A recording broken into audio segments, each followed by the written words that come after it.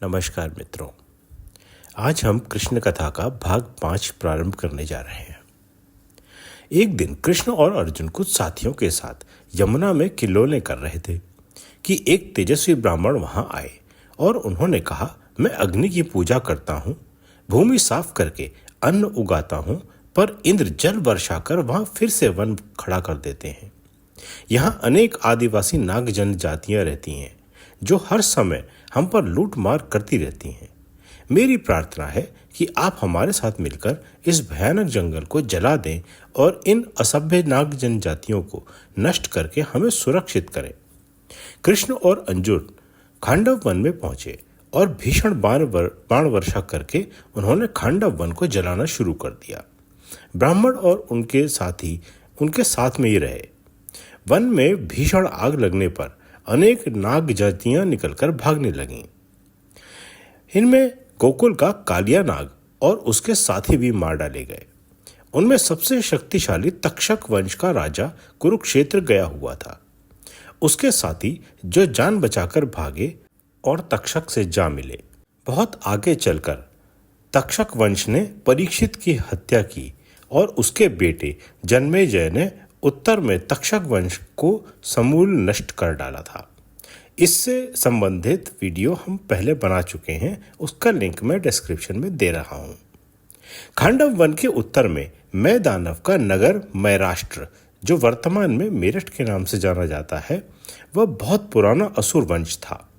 500 वर्ष पूर्व मय की कन्या मंदोदरी से रावण का विवाह हुआ था। आग को अपने नगर के पास आता देखकर उन्होंने कृष्ण और अर्जुन की शरण ली। अर्जुन ने अभय दान देने पर उनसे कुछ प्रत्युपकार करने की याचना की। अर्जुन ने मय को सलाह दी, तुम्हारे संकल्प की रक्षा के लिए मेरा विचार है तुम कृष्ण के लिए कुछ करो, उसी में मेरा उपकार हो जाएगा। कृष्ण ने कुछ सोचा विचारा, फिर बोले, हे धनुपुत्र मय, तुम युधिष्ठिर के लिए इंद्रप्रस्थ में एक सभा का निर्माण करो जिसे देखकर मनुष्य विस्मयान्वित हो जाए।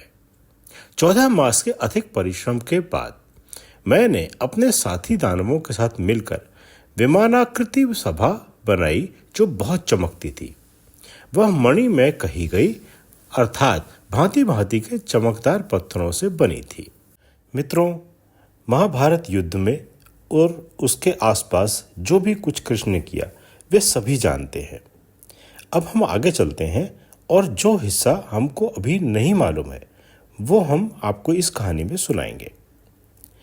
जब युद्ध समाप्त हो गया तो पांडवों के वापस हस्तिनापुर आने के बाद विदुर कृष्ण को पांडवों के साथ राजमाता गांधारी के कक्ष में ले गए। कृष्ण ने अपना परिचय देते हुए, देवकी पुत्र कृष्ण, आपको प्रणाम करता हूं और आपके आशीर्वाद की कामना करता हूं, कहा। गांधारी ने हड़बड़ाकर अपने चरण ऊपर खींच लिए और आलती पालती मारकर बैठ गईं। उनके नेत्रों के अजस्र आंसुओं की धारा निकली। कुछ देर बाद शांत होकर वह बोली, मेरी समझ में नहीं आता कि अब तुम चाहते क्या हो। मेरे 100 पुत्रों का निर्ममता से वध करके अब तुम मुझसे मिलने क्यों आए हो। कृष्ण ने याचना भरे शब्दों में कहा, माता, मैं आपसे आशीर्वाद लेने आया हूं, फिर पता नहीं मैं आपके दर्शन कर पाऊं या नहीं। गांधारी आसन से उठकर गरज कर बोली, मैं तुम्हारी बातों में नहीं आने वाली कृष्ण। मेरे 100 पुत्रों का निर्दयता से अंत करने वाले महायुद्ध को तुमने ही प्रज्वलित किया। मेरे सारी पुत्र वधुओं को विधवा बना दिया। तुमने मेरे कुरु वंश का नाश कर दिया। केवल तुम्हें शाप देकर मारने से मेरा मात्र हृदय शांत नहीं होगा। इसलिए मैं कौरव माता, शिव आराधिका गांधारी तुम्हें श्राप देती हूं कि आज से 36 वर्ष बाद तुम्हारे यादव वंश का भी विनाश होगा। इसी प्रकार यादव स्त्रियां भी विधवा बनेंगी और उनका कोई तारणहार नहीं होगा। कृष्ण ने गांधारी के चरणों में सर रखकर कहा, गांधारी माता, जो श्राप आपने मुझे दिया है, मुझे स्वयं यह फलीभूत होता दिखाई दे रहा है। इस प्रकार के भयंकर श्राप का अनुमान करके ही मैं आपसे आशीर्वाद लेने आया था। इससे आपको शांति मिलेगी। मैं इस श्राप से मुक्ति की याचना नहीं करूंगा, क्योंकि ये होना ही है। आप मुझे आशीर्वाद दें कि इस महाकाल को सहने की मुझ में सामर्थ्य हो। कृष्ण को उठाकर हृदय से चिपकाते हुए गांधारी बोली, हे कृष्ण, तुम्हें पहचानना बहुत ही दुष्कर है। माना कि महाकाल से कोई भी नहीं बच सकता, परंतु मैं आशीर्वाद देती हूँ कि तुम जगत में धर्म और कर्म की राह दिखाने वाले प्रकाश स्तंभ की तरह स्थिर रहोगे। भारत के भविष्य में राह दिखाने वाले तुम ही होगे। तुम्हारी दिखाई राह, तुम्हारे उपदेश ध्रुव तारे के समान पथ का निर्देश करेंगे। काल तुम्हारा कुछ नहीं बिगाड़ सकता। तुम सूर्य के समान जगत को प्रकाश दिखाते रहोगे। सुमेरु पर्वत, जिसे हम पामेरु या उत्तरी कश्मीर के नाम से जानते हैं, के ढलानों पर वज्रनाभ दानव ने वज्रपुर नाम का एक सुदृढ़ नगर बसाया था। वहां उसने इंद्र को युद्ध के लिए ललकारा। इंद्र ने दूत भेजकर कृष्ण से सहायता मांगी। कृष्ण ने पिता वासुदेव द्वारा कराई जा रही यज्ञ के पूर्ण होने के बाद आने का इंद्र को आश्वासन दिया और वज्रनाभ के वध का वचन दिया। इंद्र ने कुछ कूटदूत वज्रपुर में भेजकर वज्रनाभ की पुत्री प्रभावती को प्रद्युम्न की ओर आसक्त कराया और उन्हीं दूतों ने कृष्ण को यह चाल बताई। कृष्ण ने प्रद्युम्न को नट वेश में वज्रपुर भेजा। वहां प्रद्युम्न और प्रभावती ने गंधर्व विवाह कर लिया। प्रद्युम्न के पुत्र अनिरुद्ध का विवाह रुक्मी की पोती रोचना से हुआ था। उनके विवाह के समय प्रथा के रूप में द्यूत खेला जाता था। रुक्मी के हृदय से हार की कसक गई नहीं थी। उसने खेल में यादवों की निंदा कर दी। इस पर क्रुद्ध होकर बलराम ने द्यूत के स्वर्ण पट के प्रहार से रुक्मी का वध कर डाला। रोचना अपने नहर भोज कटक नगर से सदा के लिए वंचित हो गई। उनके बेटे का नाम वज्र था। कृष्ण के इस पड़पोते को अर्जुन ने द्वारका के डूबने के बाद उत्तर में लाकर इंद्रप्रस्थ के सिंहासन पर बिठाया था। समय तीव्र गति से बीत रहा था। कोई समस्या नहीं, कोई समर नहीं। व्यापार से धन खींचा चला आ रहा था। द्वारका वासियों की मद्य प्रियता बढ़ती जा रही थी। स्त्रियों के प्रति आदर समाप्त हो गया था। कृष्ण 125 वर्ष के हो गए थे। उनके साथियों को छोड़कर नई पीढ़ियां छिछोरी बनती जा रही थी, लंपट हो उठी थी। खूब डटकर सुरा पीना और फिर धुत होकर हंसी ठट्टा करना, यही यादवों का काम रह गया था। एक बार दुर्वासा ऋषि अन्य ऋषियों के साथ द्वारका पधारे। वहां सांब ने अपने सारणादि मित्रों के साथ मिलकर ऋषि के साथ शरारत करनी चाहिए। उसने गर्भवती स्त्री का रूप धारण किया और आहिस्ता आहिस्ता चलते हुए ऋषि के पास पहुंचा। उसके साथ एक साथी ने ऋषि से पूछा, यह बभ्रू यादव की पत्नी है, आप बताएं कि इसके पुत्र होगा या पुत्री। तभी उसके पेट से बंधा लोहे का मूसल खिसक कर नीचे गिर गया। ऋषि दुर्वासा ने क्रोधी रूप धारण करके उत्तर दिया, यह कृष्ण का पुत्र सांब लोहे का मूसल उत्पन्न करेगा, जिससे सारा यादव कुल ही नष्ट हो जाएगा। यादवों ने मूसल का चूरा करके सागर में फेंक दिया, जिससे न रहेगा बांस न बजेगी बांसुरी।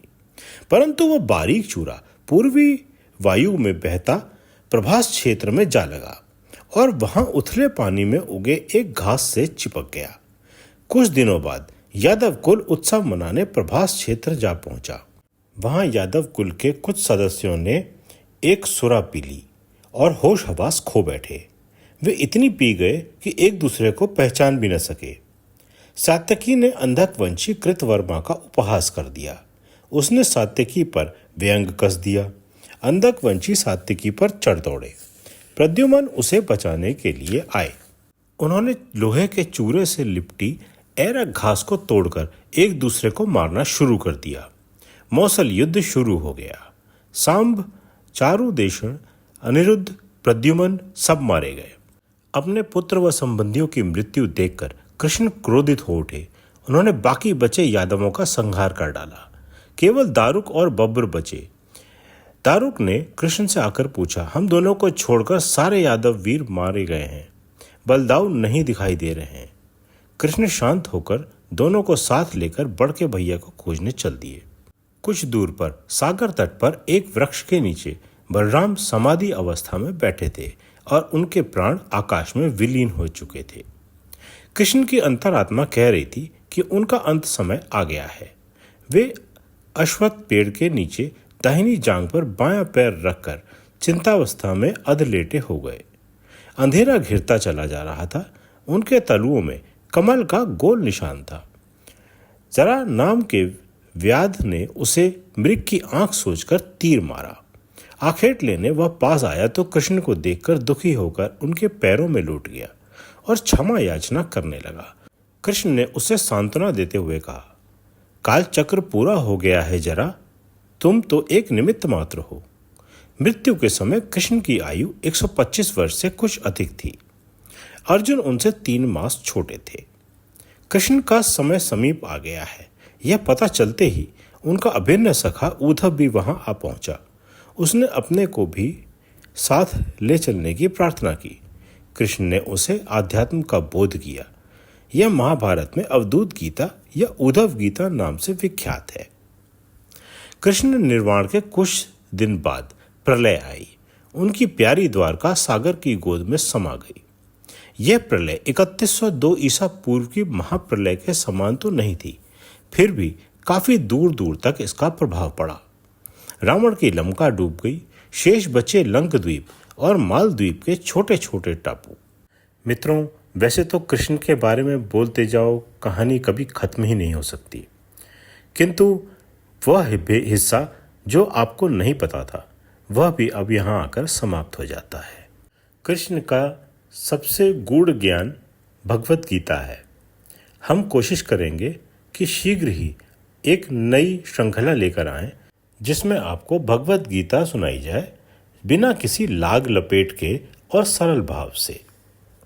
कहानी सुनने के लिए धन्यवाद।